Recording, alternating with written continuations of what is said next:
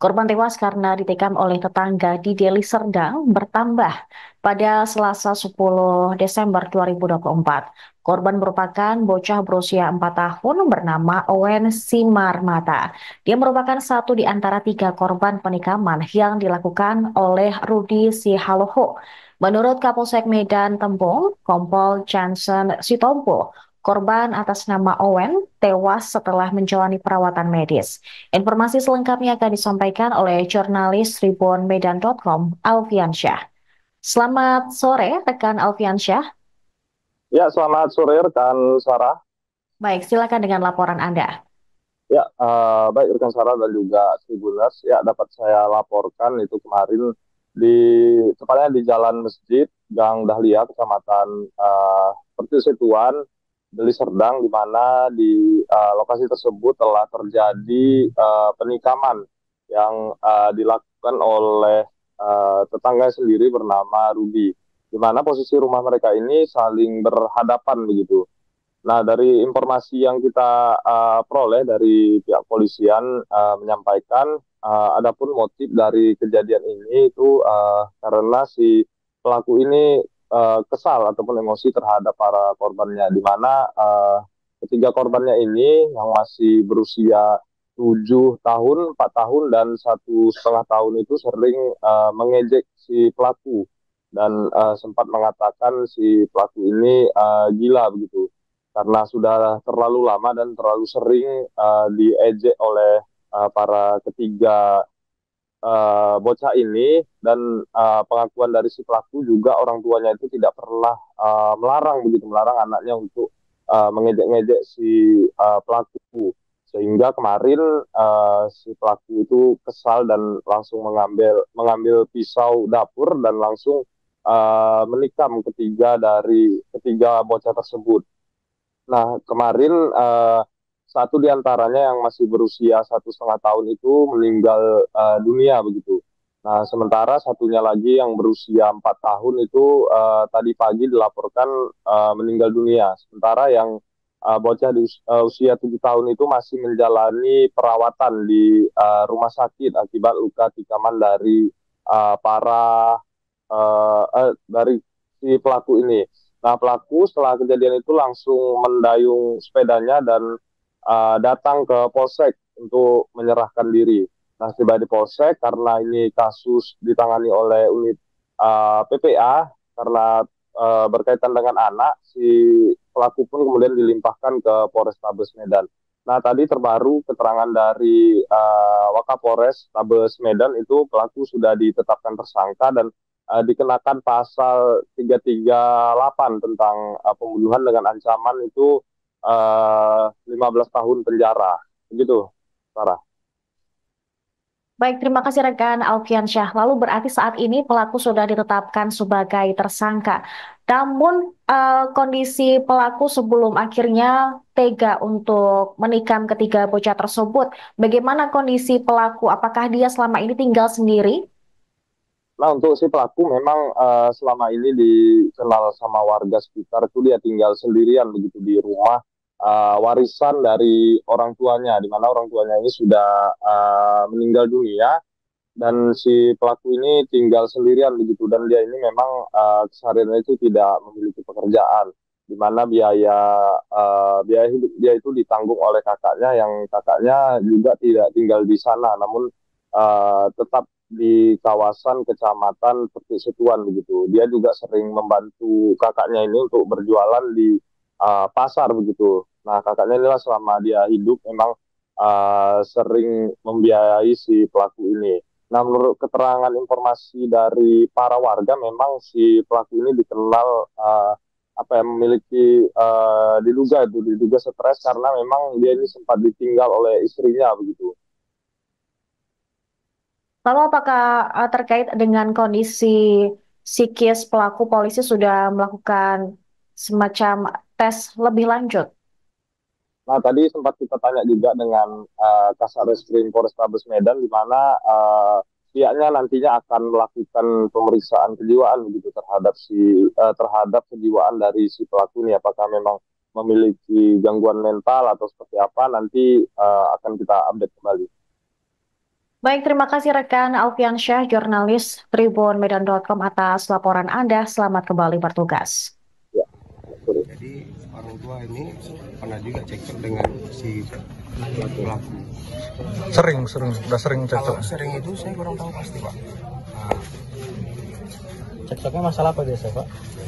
cekcoknya informasi yang saya dapat anaknya ini sering ngejek-ngejek si pelaku karena kan pelaku punya keterbelakangan mental. Jadi sering diejek-ejeknya. Jadi dugaannya tersinggung lah nih ya. Dugaannya tersinggung, dipendam karena informasi dari pelaku yang saya dapat dari pihak kepolisian juga karena udah setahun dia mendam rasa apa ini. Itu. Untuk pelaku udah lama tinggal di sini memang. Udah. Tinggal sendiri. Udah lama juga mereka bertetangga ya? Udah. Dia tinggal sendiri, Pak? Ada hubungan sendiri? Nggak ada, Pak. Nggak ada. Tapi kan di sini mayoritas kita non Muslim. Jadi kayak di sini guyup gitu, Pak. Mereka ini ya baik-baik aja di sini. Nggak ada pernah masalah di sini. Faisal.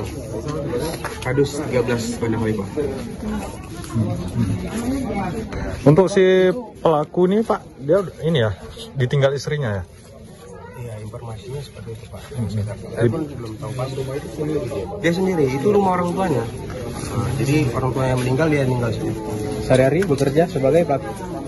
Dia nggak bekerja, tapi itu tadi terkadang dia membantu kakaknya jualan kan di Pasar Gambir.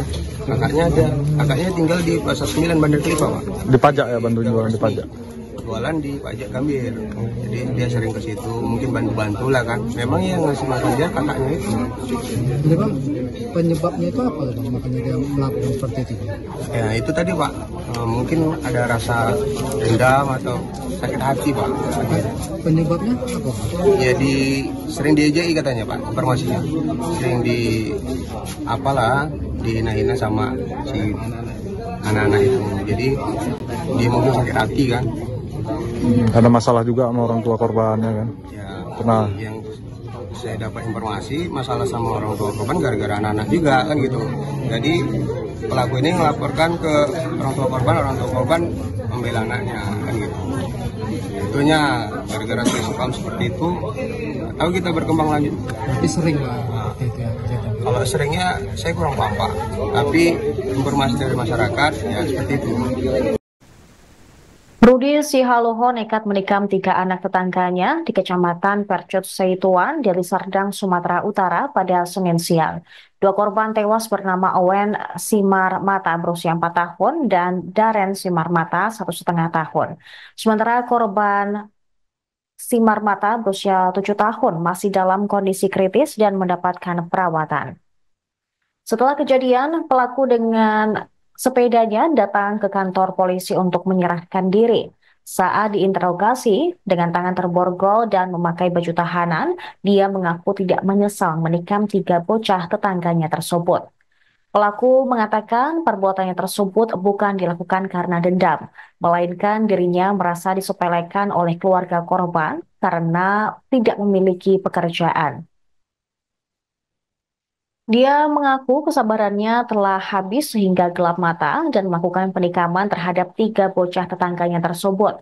Sementara itu, Kepala Dusun 13 Desa Bandar Kalipah, Faisal mengatakan pelaku diduga menikam 3 korban karena sakit hati. Orang tua korban dan pelaku sempat terlibat cekcok sebab korban pernah mengejek pelaku yang diduga memiliki keterbelakangan mental. Rudi diduga tersinggung dan dendam. Berdasarkan keterangan dari para warga, pelaku juga sempat mengadu ke orang tua korban. Namun, mereka membela para korban. Faisal mengatakan selama ini pelaku tinggal sendirian di rumah warisan yang diberikan orang tuanya. Dia juga dikenal sebagai orang yang memiliki masalah mental. Terkadang, pelaku membantu kakaknya berjualan di Pasar Gambir. Saat ini, ia telah ditetapkan sebagai tersangka dalam kasus tersebut.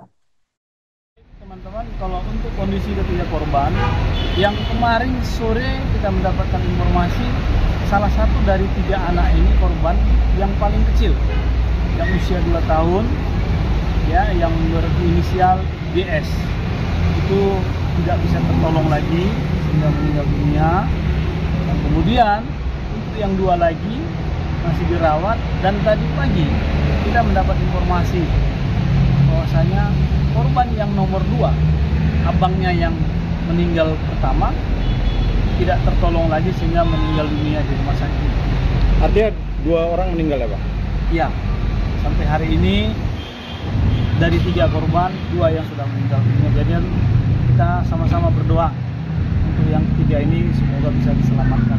Yang usia berapa yang meninggal terakhir? Yang pertama usianya 2 tahun, sekitar 2 tahun. Kemudian yang kedua yang tadi pagi sekitar 4 tahun. Yang satu lagi artinya kritis Pak? Itu yang satu gimana? satu lagi masih dalam perawatan intensif. Itu yang usia berapa Pak? Yang usia 6 tahun, sekitar 6 tahun. Besar ya? Jadi Pak, pengakuan pelaku dia melakukan itu gara-gara apa? Nah, untuk di awal-awalnya karena dia masih dalam keadaan shock, kami belum bisa memastikan. Tapi mudah-mudahan karena tadi malam sudah kita melimpahkan ke Satreskrim Pak, mudah-mudahan pelaku pagi ini sudah bisa memberikan keterangan dengan tenang. Jadi nanti sesuai dengan rencana pimpinan kami pukul 13.00 Itu udah direncanakan ya sebelumnya? Sejauh ini kami belum bisa menjawab Pak, karena masih dalam proses pendalaman. Bapak, kalau dari keterangan pelaku waktu datang ke sini, dia ada ngejar para korban ini nggak Pak ke rumah? Soalnya ada beredar informasi pelaku ini ngejar ke dalam rumah gitu Pak. Itu gimana tuh Pak? Kalau dari hasil keterangan pelaku singkat pada saat kita amankan, dia tidak ada. Habis melakukan, dia pergi meninggalkan korban dengan mengendarai sepeda dayung. Di tengah jalan, dia berpikir, akhirnya dia datang ke pos lalu lintas kita yang ada di Simpang Panaksara, Jalan Panji, dan menyerahkan diri. Pak, tapi disebut-sebut juga Ada di situ. Baru saja ketiga korban ini dilarikan ke Rumah Sakit Umum Murni Teguh, Medan. Nah, sehingga saya langsung mencoba mengecek ke Rumah Sakit Murni Teguh. Namun di tengah jalan, karena tadi di TKP kita sudah melakukan pengumpulan bahan keterangan, sehingga pelakunya sudah bisa teridentifikasi. Nah, di tengah jalan kita mendapatkan kabar bahwasanya pelaku itu menyerahkan diri di kantor pos lantas kita di Simpang Jalan Aksara, teman-teman, Jalan Pancing, maaf. Ya, jadi mendengar hal itu saya langsung datang ke pos lantas kita dan melihat benar bahwasanya di situ si pelaku sudah tiba dengan mengendarai sepeda dayung. Nah, kemudian saya lakukan interogasi singkat, saya menguji kebenaran pengakuannya dengan fakta kejadiannya, ternyata relevan, benar. Nah, namun saya tanyakan pelaku menggunakan apa jika menganiaya ketiga korban? Menggunakan sebilah pisau. Pisaunya di mana? Dia bilang dia buang ke satu tempat yang tidak jauh dari tempat kejadian. Kemudian pisaunya berhasil kita amankan. Jadi pisau dan tersangka kita bawa ke polsek untuk proses singkat. Demikian.